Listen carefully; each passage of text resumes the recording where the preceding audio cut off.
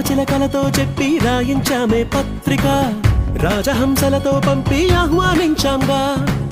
కుదురుగా నిమిషం కూడా నిలబడలేమే బొత్తిగా, ఏమాత్రం ఏ చోట రాజీ పడలేక.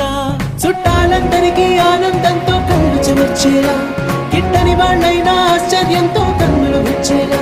కలల్లోనైనా కన్నామా, కథలైనా విన్నామా, ఈ వైభోగం అపురూపం అనుకుంటారమ్మా. అందాల కుందన